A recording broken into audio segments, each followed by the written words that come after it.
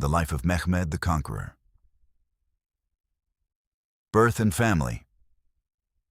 Mehmed the Conqueror is one of the most famous sultans in the history of the Ottoman Empire. He was born on March 30th, 1432, in the city of Edirne. Edirne was the capital city of the Ottoman Empire at that time. His real name is Mehmed II. His father was Sultan Murad II. Sultan Murad was the sixth sultan of the Ottoman Empire. His mother was Huma Hatun. She was a very smart and kind woman. Mehmed was a very special child for his family. He was very intelligent, even when he was a little boy. He grew up in a beautiful palace environment. His father wanted him to be a great and strong leader. Because of this, his father gave him the best education. In those days, the Ottoman Empire was growing very fast. They needed educated leaders for the new lands. Young Mehmed was the perfect person for this big responsibility. Childhood and education. During his childhood, Mehmed took special lessons. His teachers were the most famous and smart scholars of that time. Aksham-Saddin and Molla Gurani were his famous teachers. They taught him many things from books. They also taught him about life and how to be a good person. Mehmed loved reading books and learning new information. He started learning foreign languages when he was very young. He learned to speak Arabic, Persian, Latin, Greek, Serbian, and Italian. He spoke these languages fluently. Knowing many languages helped him understand the world better. He was also very interested in math, science, geography, history, and philosophy. Reading was his biggest hobby in his free time. He looked at old maps and read the histories of big empires. He carefully read the life stories of Julius Caesar and Alexander the Great. He was also interested in engineering. He often designed new machines and new weapons. He was not just a soldier, he was also a scientist and a thinker. First reign as Sultan. Mehmed's story as a sultan started in a very interesting way. His father, Sultan Murad II, was very tired. He was tired of state work and long wars. In the year 1444, his father decided to leave the throne. He gave the throne to his young son, Mehmed. Mehmed was only 12 years old at that time. Because of this, Mehmed became the leader of a huge empire at a very young age. But it was very difficult for a 12-year-old boy to rule an empire. The enemies of the Ottoman Empire saw this as a big chance. European countries prepared a big army to attack the Ottomans. Young Sultan Mehmed felt the danger. He knew he did not have enough experience for a big war. So, he invited his father to come back and lead the army. His father came back and won a big war called the Battle of Varna. After the war, his father became the Sultan again. Mehmed went to the city of Manisa to work as a governor. His time in Manisa was a very important experience for him. There, he learned how to manage a city and a state, ascending the throne for the second time. Years passed very quickly. In 1451, his father, Sultan Murad, died. After his father's death, Mehmed came back to Edirne. He was now 19 years old. He was not a little child anymore. He was highly educated, strong, experienced, and a very brave young man. He took the throne again as Sultan Mehmed II. He had one big dream in his mind.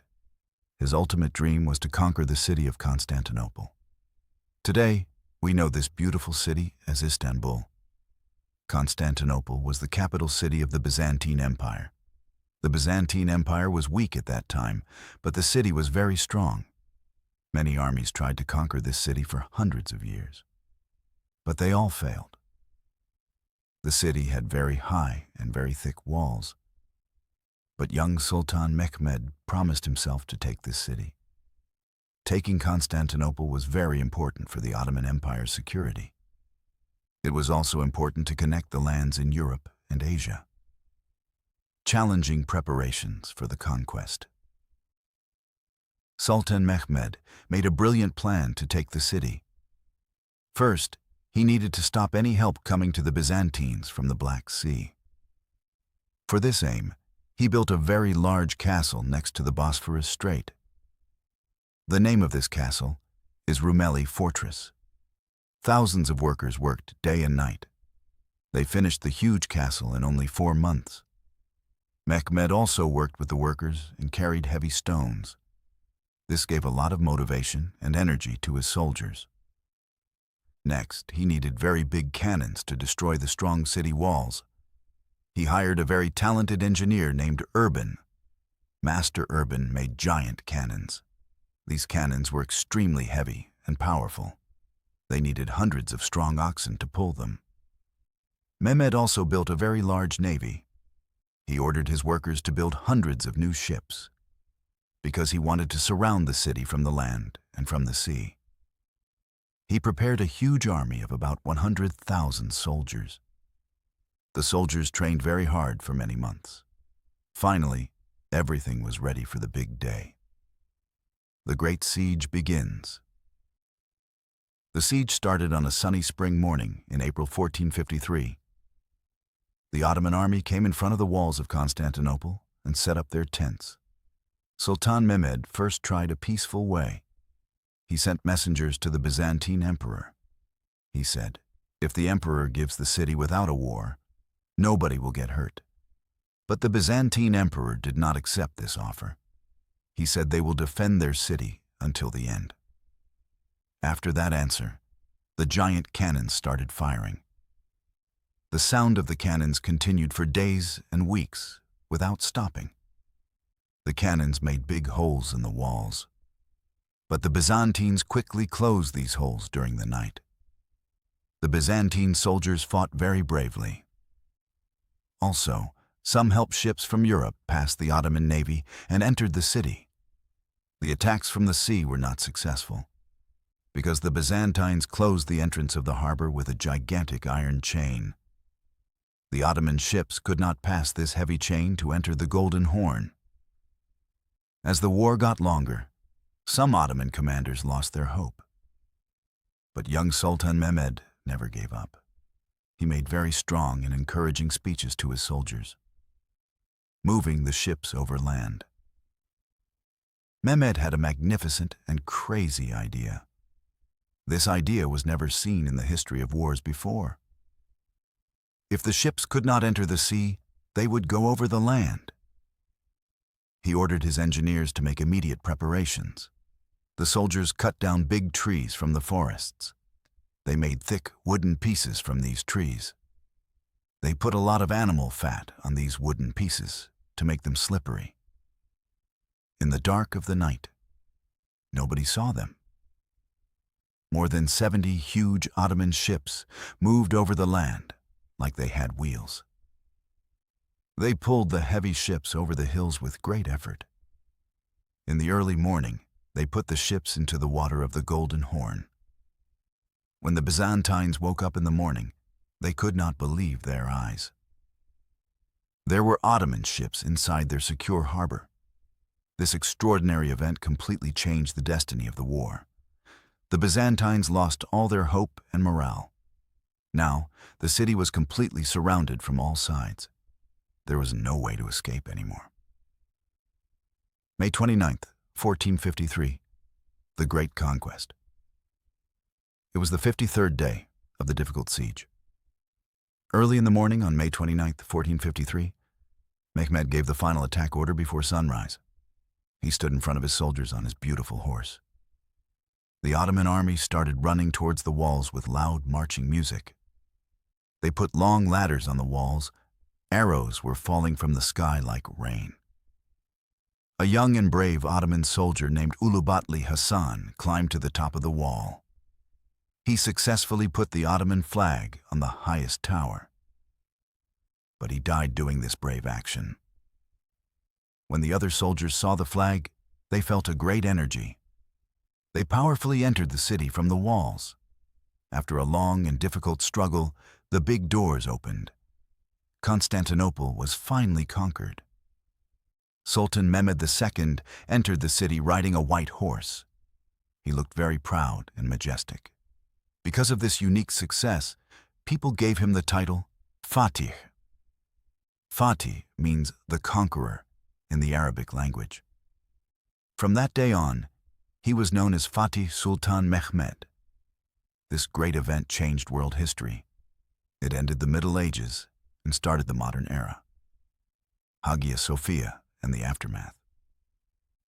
After entering the city, Fatih Sultan Mehmed first went to Hagia Sophia. Hagia Sophia was the biggest and most famous church of the city. Many people were waiting inside the church in fear. Fatih spoke to the frightened people there. He told them not to be afraid of anything. He said everyone's life, property, and religion are safe under his protection. He promised that nobody will leave their homes. He also said everybody can freely practice their religion just like before. This action showed the whole world that he was a very fair and tolerant leader. Sultan Mehmed converted the Hagia Sophia church into a mosque. They prayed the first Friday prayer there with a very large group of people. He announced that Istanbul is the new and glorious capital city of his empire. But the city was heavily damaged during the long war. Fatih immediately started working to make his new capital the most beautiful city in the world. Rebuilding Istanbul. Fatih quickly ordered the rebuilding of broken houses, roads, and bridges. He built new structures to bring clean water to the city. He started the construction of the Grand Bazaar. This made Istanbul a huge center for trade and shopping. He also built the famous Topkapi Palace. Today, Topkapi Palace is one of the most important museums in Istanbul. He opened public baths, hospitals, soup kitchens, and schools everywhere in the city. He invited artists, merchants, and talented workers from Anatolia and other regions to live in Istanbul. In a short time, the city became very crowded, rich, and lively. Fatih Sultan Mehmed created a system where people of different religions could live together. Muslims, Christians, and Jews lived together in peace and brotherhood. This peaceful system gave great power to the Ottoman Empire for many long years. To new horizons, other wars and conquests. Conquering Istanbul was only a big beginning for Fatih Sultan Mehmed. He wanted to make the borders of his empire much wider. During his 30 years as a sultan, he joined more than 25 big military campaigns himself. In the Balkans region, he conquered Serbia, Morea, Wallachia, Moldavia, Bosnia, and Albania. When he conquered Bosnia, he treated the local people very nicely. He wrote the famous Bosnian Declaration to guarantee their human rights and religious freedom. In the Anatolia region, he conquered Trabzon and brought peace to the Black Sea coast. He defeated the Karaman rulers and created a big unity in Anatolia. He also conquered Crimea and made the Black Sea a Turkish lake. He even conquered the city of Otranto in Italy. His future plan was to continue marching towards Rome. His courage and military genius frightened many kings in Europe. His dedication to science and art. Fatih Sultan Mehmed was very good at using his sword, but he was also very good at using his pen. He gave enormous value to education, science, art, and philosophy. He built one of the most modern universities of that time in Istanbul. The name of this university was Sahne Seman. He respected scientists for their knowledge, not for their nationality or religion. For example, he invited Ali Kuşçi, a famous astronomer and mathematician, to Istanbul. He paid him a lot of money and made him a head teacher. He also invited the famous Italian painter Gentile Bellini to his palace. He asked Bellini to paint his portrait. This painting is one of the most famous portraits in the world today. He established a giant library inside his palace. In his free time, he asked translators to translate Greek and Latin books for him. He read these books with great curiosity. Also, he was a very talented poet. He wrote beautiful Turkish poems using the nickname Avni. His final days and passing. In the year 1481, Fatih prepared his army for a new and very secret military campaign. But his health was very bad at that time.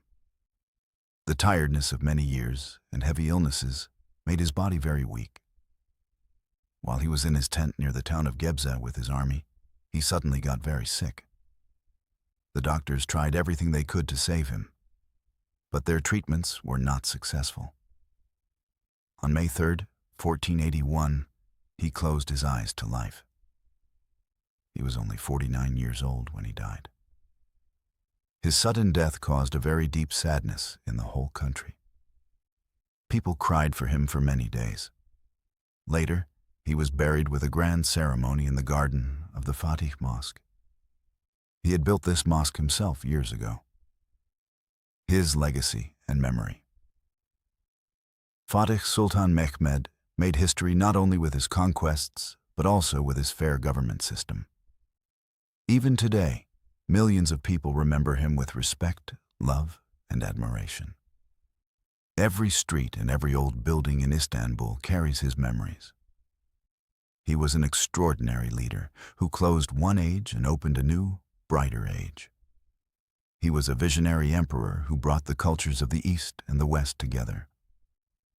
Fatih is a great and inspiring example for the youth today. He had high goals, strong determination, and a perfect sense of justice. The languages he learned, the books he read, and his support for science show his modern side. They show that he trusted knowledge as much as he trusted weapons. Turkish and world history will never forget such an intelligent and brave ruler. His name will live forever in the beautiful streets of Istanbul, in poems, in legends, and in history books. This great man brought a golden age to the Ottoman Empire. He will always keep his special place in people's hearts. History has rightly written him down as the great conqueror.